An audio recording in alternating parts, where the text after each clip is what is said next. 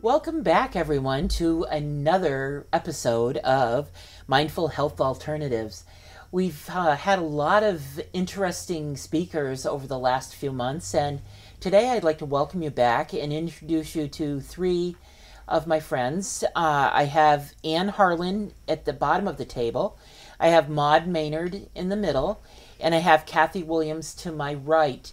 And these three ladies all belong to the Vermont Reiki Association.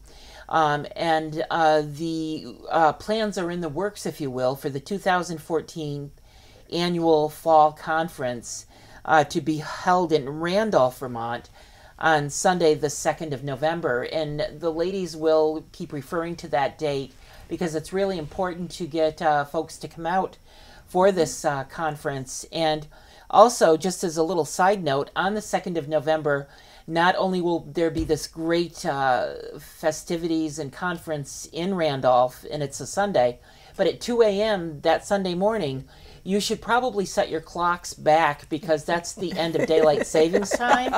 And in order to be on time for Randolph, if you're going from southern Vermont, you're going to have to leave a little early. So remember to set your clocks back before you go to bed at night on Saturday night, or get up at 2 o'clock Sunday morning to do it.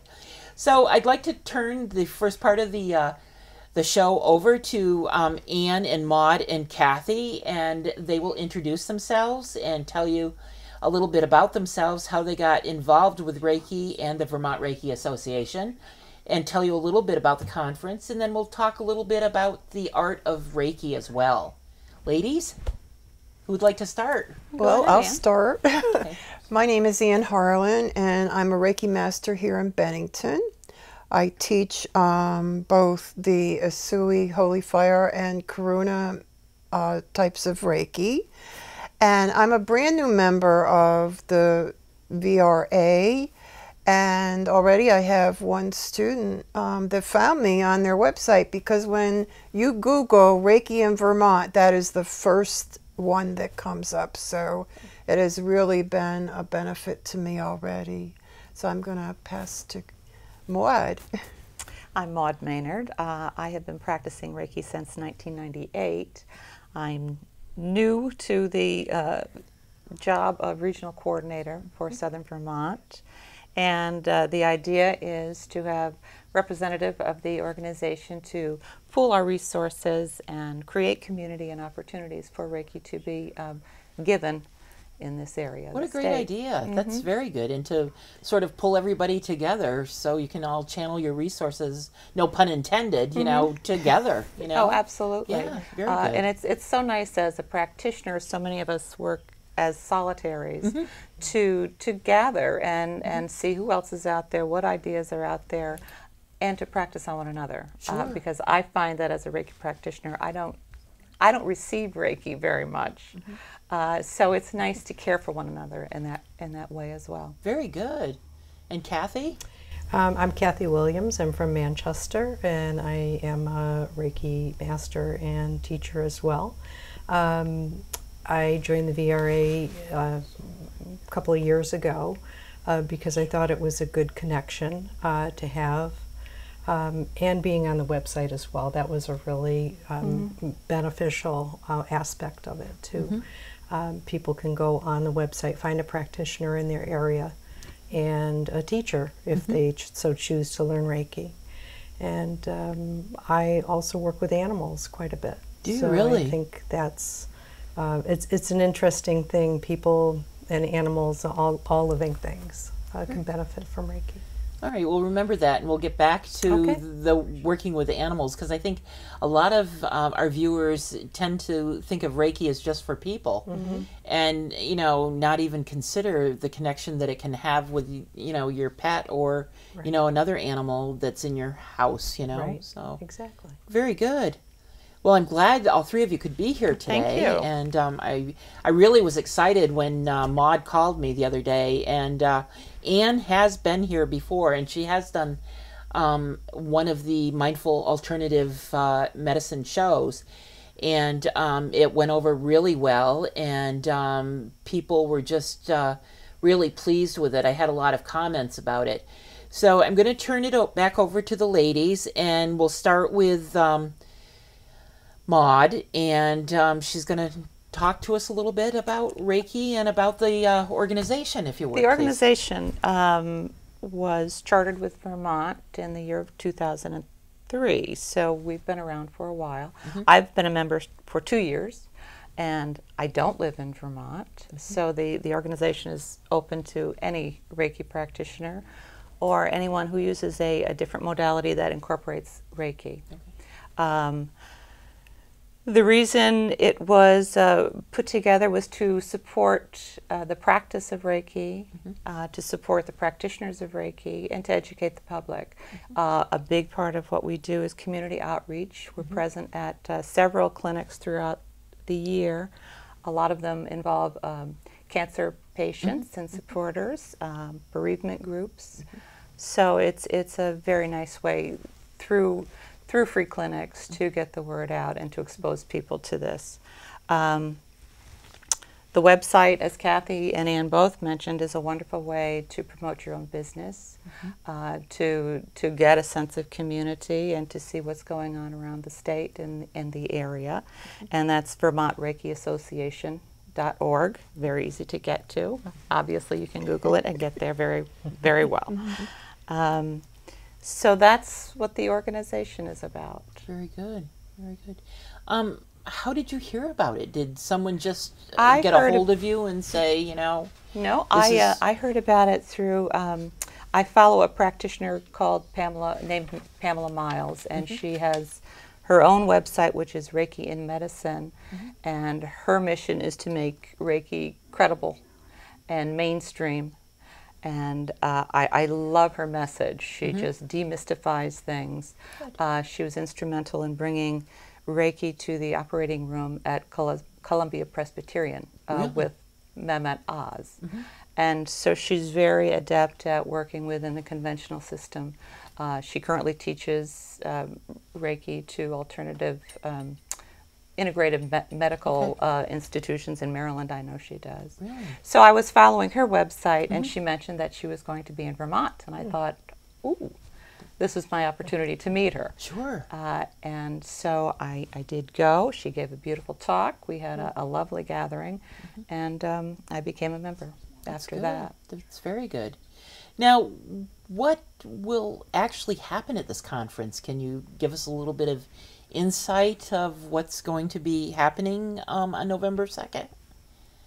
Well, Kathy has looked up the guest speaker. He's quite renowned, so I think Kathy could probably handle that. Okay. Well, our keynote speaker is Franz Stina, who is a well-known author, and he's also a respected teacher of Reiki.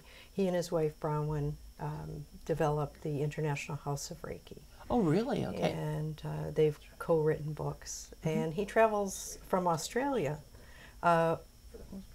He comes on tour, and fortunately, we're one of the places that he's going to speak. Oh, that's wonderful. So I think it's really important if anybody wants to hear from him in person or has followed him in any way, to come to the event on the 2nd.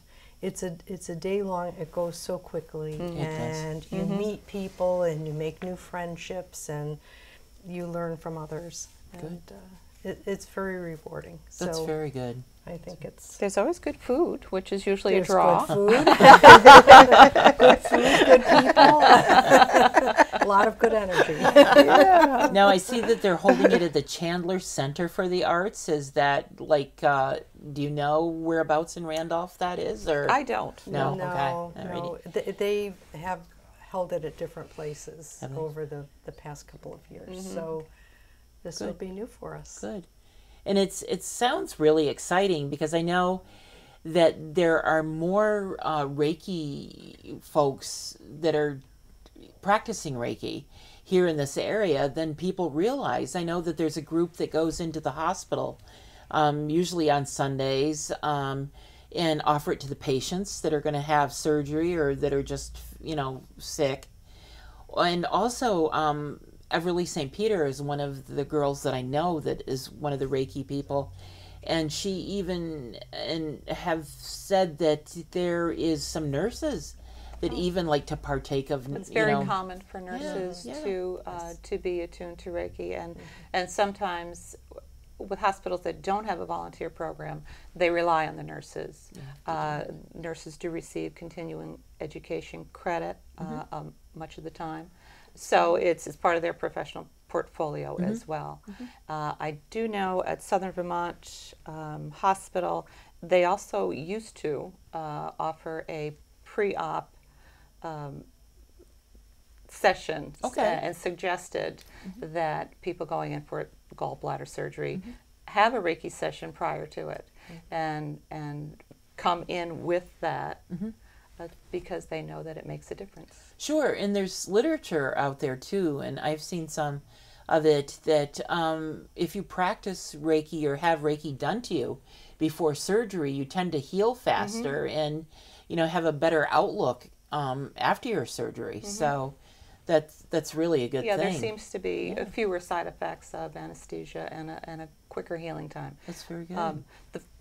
The thing to note, however, is that there is no hard science behind Reiki. So we don't make those claims. It's anecdotal, it's experiential. Sure. I mean, each person is going to receive Reiki in a different way. Absolutely. Not every person is the same. I know a couple of my friends and relatives have tried to do Reiki, and one person was really, really sensitive to it, and she just can't do it. I mean, it just didn't do what it was supposed to do. That's And interesting. you know, so but I, along with a couple of other friends, have gone to like the Circle of Healing, and I know Anne has come here to Cat TV and given demonstrations, and I think it works really well. And I've had Everly also work on me.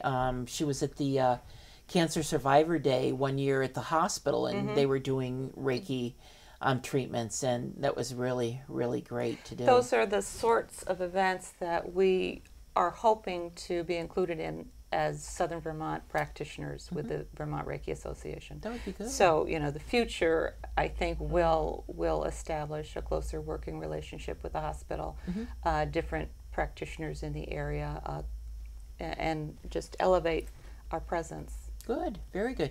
I know that in the spring, like around Memorial Day weekend, is Bennington's traditional Mayfest, and some of the nonprofits set up and give demonstrations and things. So that might be something you could look into the Better Bennington Bureau, and John or Diane could help you and see if you could set up for that, because I'm sure you have a lot of literature to give out, and you could be very informative on that day and let people know what Reiki is all about. That's a great idea. Sure.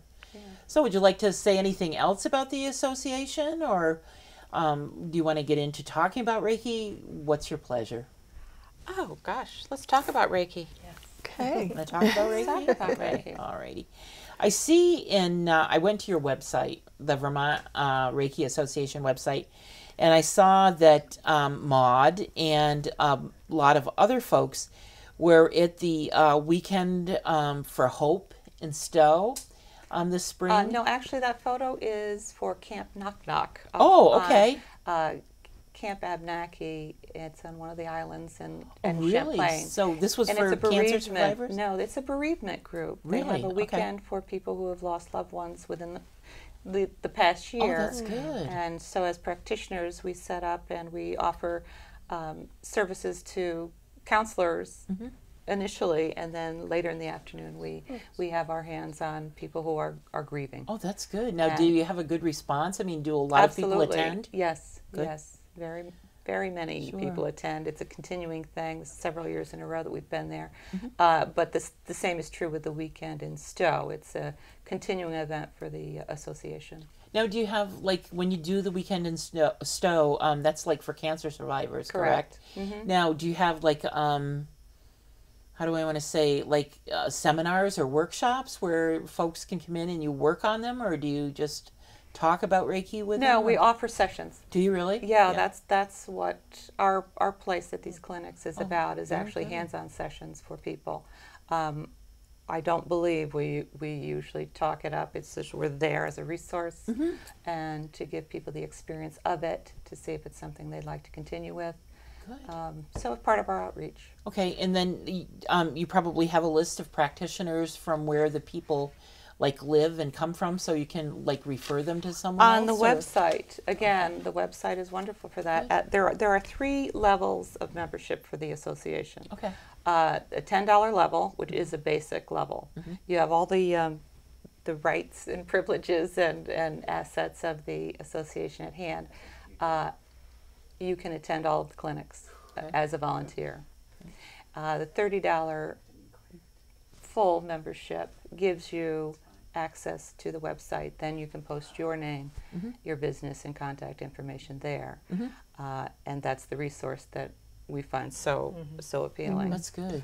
And then there is a $100 benefactors level. And you get to be listed as a founding member of the association. Oh, good, good. So there's a lot of information on the website. Good. I found it to be very user-friendly, and I gleaned a bit more information than what I had, been taught by folks, and that Anne had given me information too when she was here the last time. So it's really a great website, and again, encourage our viewers and listeners to go and check out the website if you would. So what can you tell me, Anne or Kathy or Maud, what is Reiki actually? It's well, I jumped right in there. That's good. We're very informal.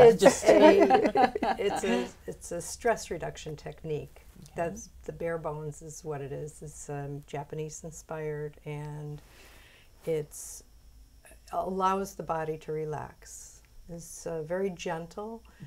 When somebody comes for a session, they have their clothes on, they lay or they sit in a chair, and relaxation allows the body just for everything to flow better. And they can seek Reiki for anything emotional or physical, any kind of trauma, any injury.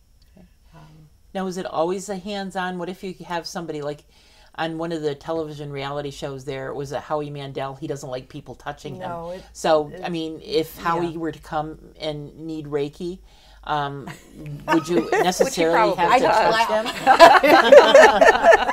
him? Would you have to touch him, or can you do Reiki without touching? You can do it without touching. You can keep your hands above the body as well. Good, very good.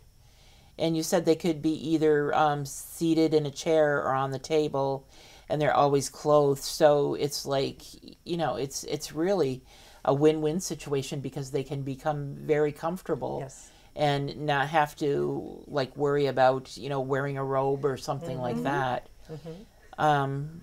What qualities of Reiki would you have? I mean, is it like transmitting healing energy through the hands? Is it like you could just like stare at a person and transmit energy? What's your take on this, Anne? Oh, there's a lot of ways to send energy. Hands-on, of course, is the first.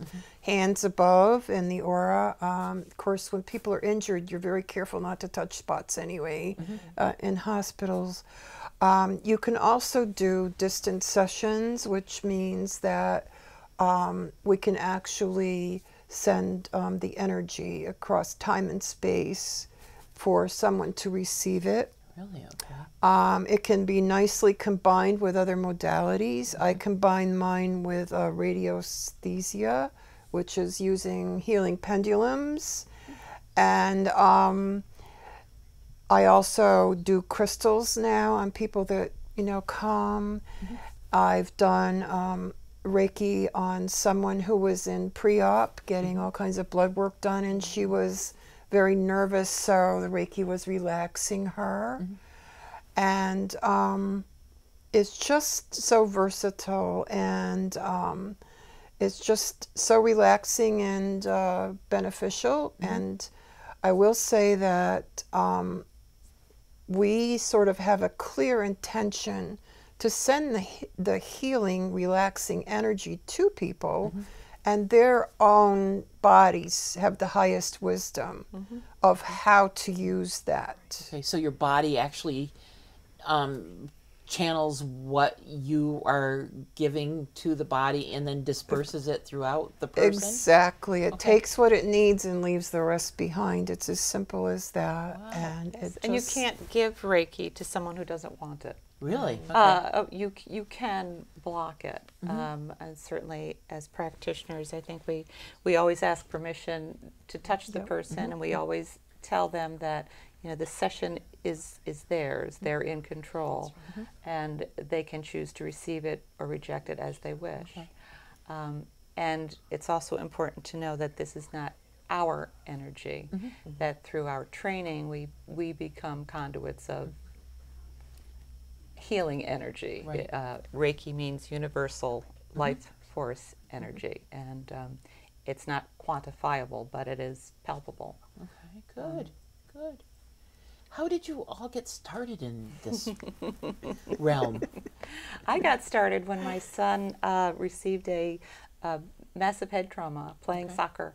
He broke his right orbital bone, and I met him at the emergency room, surrounded by frenzied medical practitioners. Luckily, it was in our hometown, and we had a nice little hospital in Cambridge, New York. So I knew most of the people working with him. But he was going into diaphoretic shock. He was going into shock. And I didn't think anything of this. I was not trained in Reiki, but I just sort of found a place where I could get next to him and touched him. Just, I'm here. So, and it calmed him down. So I had my hands on him without Reiki for 7 hours straight, and didn't know anything about Reiki. A couple of weeks after his injury, there was a workshop at the hospital, which was the lovely Mary McClellan Hospital, which no longer exists. And I thought, gosh, this sounds like it's something my sister would like. And I said, Beth, I'll go with you because you should do this, I can tell. And the people who became my teachers, Linda Pruden and Mary Kokenauer, were there, gave the talk, and as they were talking, they were putting their hands on people. And as soon as Linda touched me, I recognized that feeling from when I was with my son Ira. And I thought, the light bulb went off. It's like, oh my gosh, I've already sort of felt this. And from there, I became attuned 2 weeks later and worked with Ira during his full wonderful recovery. Great. And that's how I started, and it was with just immediate need. And I'm happy to say that at the end of October, I will be attuning his wife, who is pregnant with their first child. Oh, great. So that she will have that for the last part of her pregnancy and for their family. Oh, very good. Yeah. Very good. So that's very nice. Sure. And Kathy, how did you get started? Well, I had been doing other energy work, and I actually, one of my colleagues in the office that I'm at, Ms. Karuna Master, and I said to her, I'm really interested in Reiki, but I don't know that much about it. Maybe I can have a session and we can trade. So one session, I was like, I have to do this. When do we do it? When do we start? The relaxation and the just calmness and the goodness and the love that Reiki is was just overwhelming to me. And I just wanted to be part of it. The expansive aspect is something that's really lovely too. You just feel different. You feel clear. Yeah, but that's true. Very good. And Anne? well, I also had put my hands on different people, and there's an energy that all of us has that goes through our hands, and to just channel, the healing energy of the universe and with all the love and relaxation of it. And so I was at St. Peter's, and one of the church members, Mary McGinnis, said, a bunch of us are going to take class with Nancy Edwards. And I said, that would be fabulous, because that way I could put a name on this beautiful gift and also have other people to talk to about it. And lo and behold, it really also increased my ability to be a clear channel for that wonderful energy. So I went through my master level with Nancy, and then I went through another modality with William Rand when he was in Glens Falls. And I heal myself, my family. You know, I'm not really healing them, but just giving them that life energy and that love from the universe so they can heal themselves. And, you know, I don't claim to heal people. That's not how it works. It's not me at all. It's just a beautiful gift. Now, if one of our viewers wanted to pick a Reiki practitioner, how would they go about it? Would they just go to the website and look down the list of names and, you know, like there's somebody here in Bennington or there's somebody in Shasberry? How would they go about choosing the person? Well, that's a good place to start. Okay. And there are alternative, the Wisdom magazine usually has a list of local practitioners, but you would want to talk to the practitioner and see if you had some sort of a chemistry, if you felt comfortable with the person. They should have questions that they want answered. But you know, anytime that you talk to someone who's making claims of curing things, I think you might want to look at that a second time. Good. But to find a compatibility. Good. Okay, that's really good. And like I've just heard you, all three of you, say that when you were choosing a Reiki teacher, what you saw in them, like yours with Nancy Edwards and, you know, and Paul Rand, and, you know, like different qualifications. You've heard about these people, you've read about these people, and you know what they have to offer. So that's really, really important as well. I would also suggest that if you were looking for a teacher, that you ask for the names of a couple of students that they've already worked with, so that you could talk to his students. Sure, to get like a referral type Absolutely. thing. That's great. That's great. Or Now, if you're- how? Oh, sorry. No, go if ahead. You I'm were sorry. if you wanted to learn Reiki, it's a good idea to have an actual session with your prospective teacher too, Absolutely. just to see what that is, Sure. or what your connection is. Now, does it vary for each person that has attunement? Like if one of our followers out in the community wanted to get involved with Reiki, is it done on a weekly basis, or is it just on, you know, like when you know, feel that you're down, that you go to your Reiki To have a practitioner? session? Yes. I think most people have a session because they have a health concern. Okay. The best way to use Reiki is just as a balancing, almost a tonic to keep yourself in good shape initially. But that is usually what brings people to the table. Okay. And then once they experience some sort of relaxation or release or clarity, they want to continue. The benefits are cumulative. If you go for one session, you're not going to get the full worth of it as if you went for 6 sessions. Right. I mean, I have a client that I've been with for 3 years, and we see each other about every 6 weeks. And that's a nice thing. And I've just started with another woman. I see her every 2 weeks. She's just been diagnosed for the 3rd time with cancer. Okay. So she's, you know, she's into it. So it depends on their need. Okay. Very good.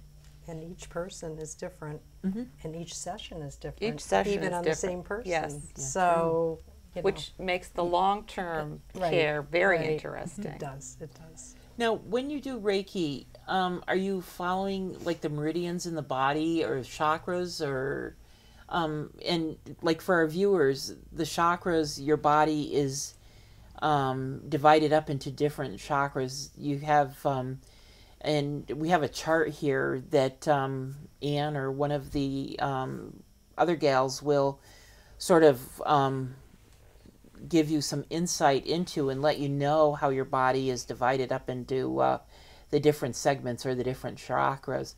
I know about the root chakra, and because, you know, like into the earth with like our feet and stuff like that, and like our hearts and like our heads and the third eye and stuff like that.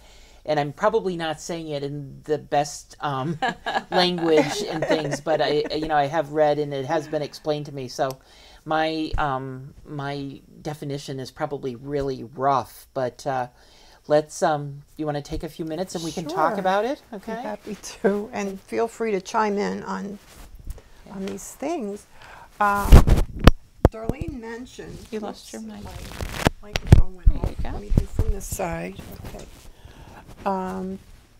As Darlene mentioned, there's the root chakra, which is the bottommost energy chakra, and this is a spinning energy of the life force. Each chakra has different colors associated, different vibrations, and different concerns for emotions and things also are lodged into these different areas. This chart follows the Carolyn May's theories where the different chakras are in charge of different things. For example, this root chakra has to do with the knees and the skin, ankles, feet, and muscular system. And then there's another chakra up here that is the second chakra. It has to do with your relationships to other people. This is like your basic tribal instincts down here. And then this is your relationship to other people. And that particular area has the small intestine, the appendix, the genitals, the large intestine, hips, and bladder. And so any illness in here might be problems with emotional things like certain fears or something. Mm-hmm. And this up here, the yellow chakra, is the solar plexus area, which contains the liver, the kidneys, the gallbladder, spleen, pancreas, and stomach. And because it has the pancreas, the symbolic things that would be addressed here was the ability to process sweetness or joy in life. Mm. Because the pancreas processes sugar. So that's an easy one to remember. And all the different parts of the body sort of correlate on a logical, metaphorical level like that. The green chakra is for the heart, and that also includes the arms and the shoulders, the lungs, and breasts and heart, diaphragm. And it has a lot to do with our feelings about love, because it includes the heart and the shoulders, like the responsibilities and burdens, The first time that I went to Reiki class, someone gave me Reiki on my shoulders, I cried. Because I was releasing that overwhelmingness of my responsibilities in life. So it was just wonderful for that to happen. And the blue chakra is for the mouth, the teeth, the throat, the neck, and the thyroid. And so that has a lot to do with voicing your truth. Mm. So if you are connected and have a healthy heart and head, you can voice your opinions or how your heart feels or any of that kind of thing. And that's all contained here. Mm-hmm. That chakra includes the mouth, the teeth, the throat, neck, and thyroid. The purpley colored chakra here is called the third eye chakra, which Darlene mentioned. And that includes the eyes, pituitary gland, nose, pineal gland, ears. So it has to do with a lot of things, like your ability to hear, like to hear truth, or to hear what you need to hear. The pineal gland in here is a spiritual connection to God, and your eyes, ability to see clearly. And it's not just the physical seeing, but also the metaphysical seeing that they're talking about with this chakra. And the top chakra, the crown chakra, is colored here in like a magenta purpley color. and that has to do with the brain and the head. It also functions as sort of our antenna to the divine up here, and it has to do with the flow of life, and like different kinds of fears can be housed here. On the negative side, if you're having problems with overthinking and stubbornness, that's where it lodges, up in there. So I've been having to do a lot of Reiki on my head. Do any of you ladies want to say anything more about the energy system?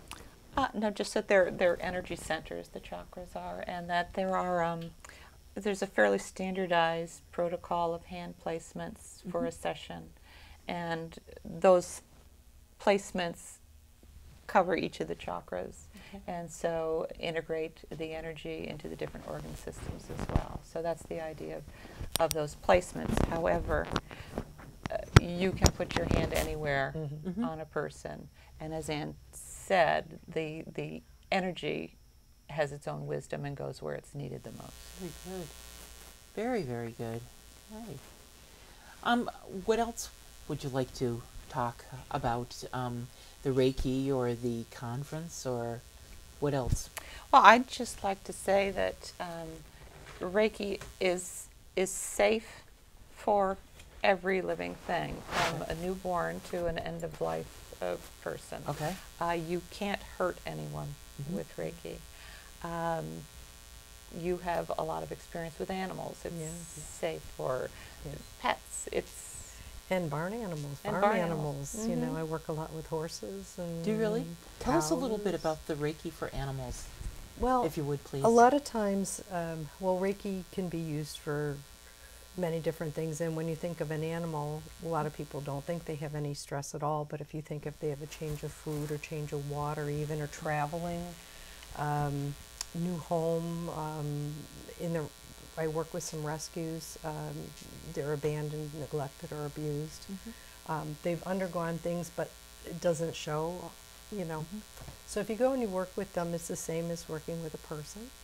It is to help them relax and allow them to, reduce their stress, Okay. whatever that may be, because they can't talk to us and we don't know exactly. But you can work from a distance with them outside a corral, let's say, or outside a stall with an animal, or you can do hands-on with them if they allow you to. And the approach is a little bit different, where you're asking them if they would like to receive Reiki. I'd like to offer it to you. Will you accept? And they may come up to you or not, but you just wait and let them come into your space. Okay. And sometimes you don't know how it affects them, but I think overall you do see a difference. There's been occasions where they lay down, where they've been standing. Even if they're at a distance, they're looking at you and looking at you, or their head will droop, you know. Yeah, horses. And they're like, don't fall over, please. Now, how did you get into offering Reiki to the animals? Well, I'm an animal lover, Okay. and I have 3 dogs of my own. I work with people who have horses. I volunteer at rescues. So it just seemed like a logical choice for me to do. Good. So, and I like working with people, and the animals are fun too. That's A lot good. of fun. That's very good. No, it probably is very, how do I want to say, fulfilling if you see it with the people, and like you just said a few minutes ago, that you can see it with the animals, and especially if an animal has been injured, or it doesn't even have to be a physical injury. Right. I mean, a new rescue, like when my Matthew came from Virginia. He's a rescue dog, and he came to us at 6 weeks old, and he'd been through Katrina. Right. And it was probably, really, really, traumatic for him. And the mother, I think, had like 6 puppies, and it was very traumatic, for them. And there's still some of his, how do I want to say, I don't want to call them antics, but like when he goes to eat, he'll take a mouthful of his dry dog food and bring it and drop it on the floor in another part of the house, and he will come back and eat it. And like, this has to be something that happened back then, because when he came to live with us, he was doing it. So, and you cuddle, and you just take them to heart. And it's just mind-boggling, and like in the middle of the night, if they're having trouble sleeping, they'll come and jump into your bed, and he himself thinks he's human. He likes to put his head on the pillow and just likes to cuddle too. So animals sounds like he has a pretty good life. oh, he does, and he has a sister now too, so he has to share his mother with his sister. So animals will seek it out though too. will. If you've given Reiki to an animal, then they associate that feeling with you, and they do seek you out for more. They do. And another thing is, if you have a table, and you have someone on the table, and you have either a cat or dog in the house, whether it's your house or their house, the animals will gravitate toward you. Oh, really? And they'll either be under the Settle. table or like within a circle or Really? distance. Yes, Wow. because they feel the love and the energy that's coming in. So. That's good. Very good. Well, I know that Anne had brought her table with her, and we can set that up and talk a little bit about what it's like to get on the table, and maybe she can get one of you on the table, or Ryan or somebody, and just, or Darlene. Darlene was the model the last time, and Darlene's been having lymphedema all summer, so maybe Darlene will jump up on the table for a minute. But once again, I just want to promote the Vermont Reiki Association annual fall conference to be held in Randolph, Vermont on Sunday, the 2nd of November from 9:30 a.m. until 4:30 p.m. And the theme for the day is Embracing Abundance Through Your Reiki Practice. And the speaker is Franz, is it Stein? No, Stina. Stina? Okay.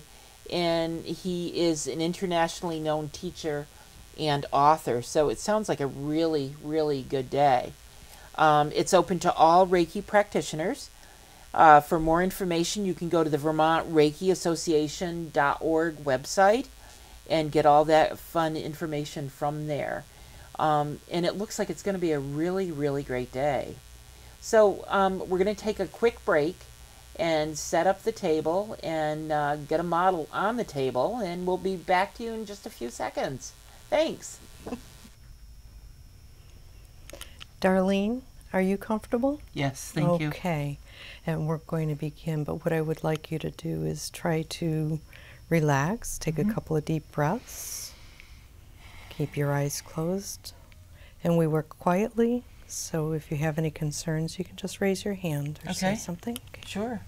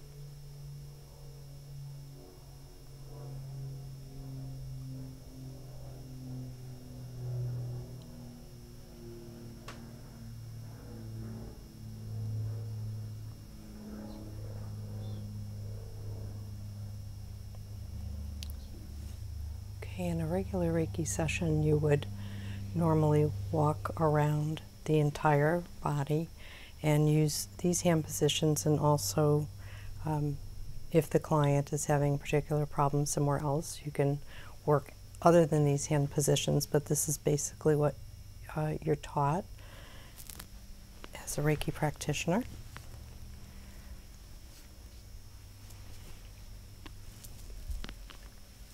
And I'm going to let Darlene rest, and we're going to show you what it would be like to have a Reiki share or a Reiki introduction, where people who are not familiar with Reiki or would like to learn more about Reiki can come and learn from practitioners. So there might be 3 practitioners, if you'd like to join me,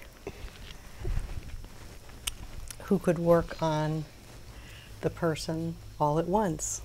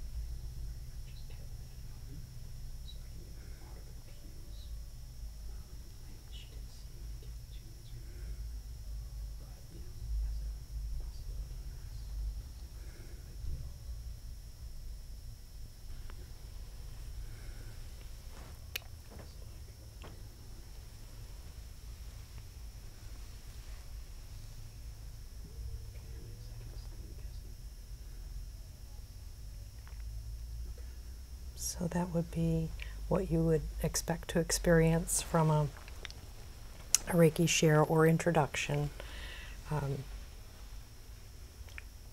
Having practitioners all around you.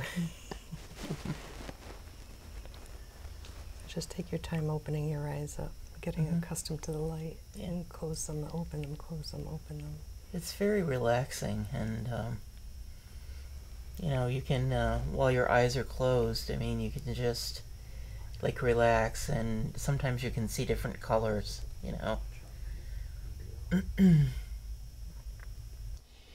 Well, I'm going to thank our participants today, and that's Ann Harlan and Maud Maynard and Kathy Williams for coming and sharing some really great information about Reiki, and also about the Vermont Reiki Association 2014 Fall Conference on November the 2nd in Randolph, Vermont.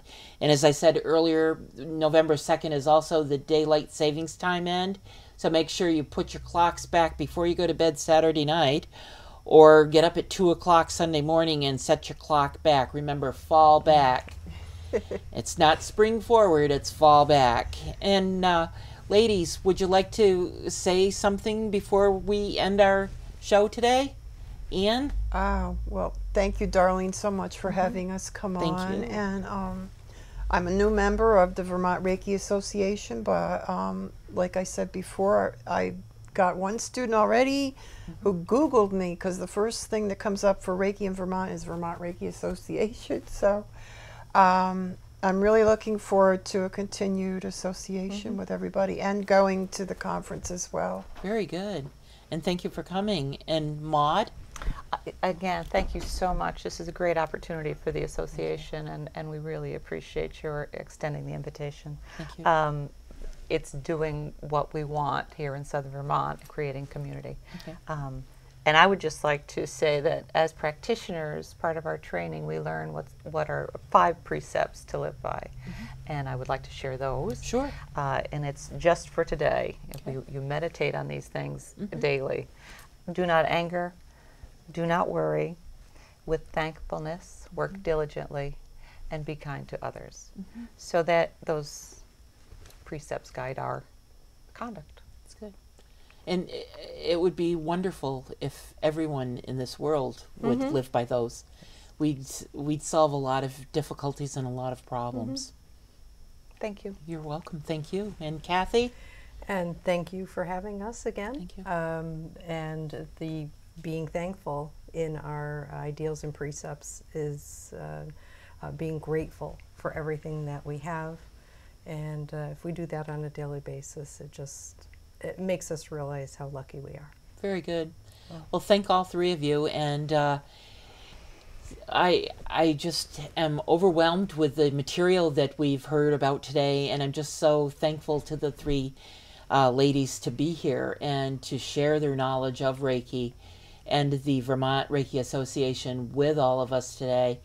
And hope that all 3 of you will come back at some point in time, whether it be a show on your own or together. And Ann's already come back. This is her 2nd time, so I'm really, really thankful about that. So until we see you again, thank you very much. And you are watching Mindful Health Alternatives here at CAT TV on Channel 15. Thank you.